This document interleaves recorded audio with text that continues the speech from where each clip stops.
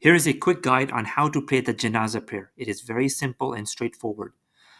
The first thing we need to know is that there's no bowing and there's no prostration. The whole prayer is done while standing. That's the first thing. The second thing is that there's an option to raise the hands after the takbir. There are four takbirs basically. There will be the four times that the Imam will say Allahu Akbar. And in those four instances, you have the option to raise the hands with every takbir or not. It's up to you. Either position is fine. The first one you have to do, but after that is optional. Okay, the first thing is you need the intention. So you make the intention to pray the janazah prayer. So, you make in your heart, you say, I am making a janazah for so and so, or I'm doing the janazah prayer. And then you have the imam, he does the first takbir. After the first takbir, you do the ta'awuz, which is to say, A'udhu billahi minash shaitanir rajim. Then you say the basmala, Bismillahir Rahmanir Rahim. And then you say the Fatiha, which is, we all recited in the Salah every day, Alhamdulillahi Rabbil Alameen, Ar-Rahman Ar-Rahim, and etc. It's the whole surah you have to do. That's it. You only do Al-Fatiha. You don't do anything else. Then you do the second takbir, after which you say that darood on the Prophet, or you send the salah on the Prophet, and it's the same salah, and it's the same one that you use in your salah. Allahumma salli ala Muhammad wa ala ali Muhammad kama sallaita ala Ibrahim wa ala ali Ibrahim innaka Hamidum Majid.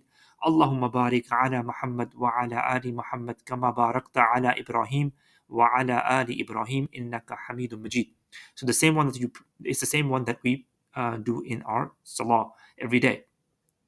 Then you have the third takbir.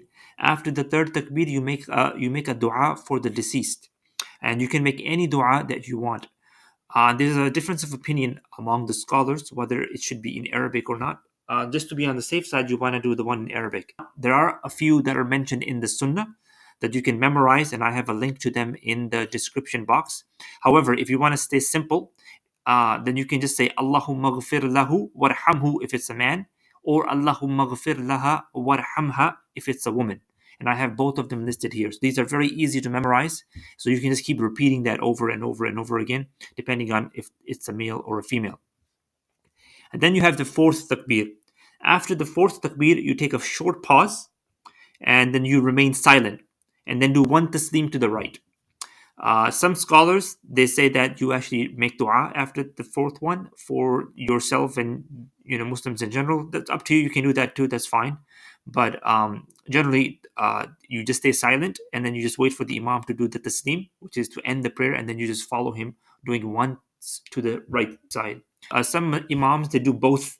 They do both taslim. They do to the right and to the left. That's fine as well. So either way is fine.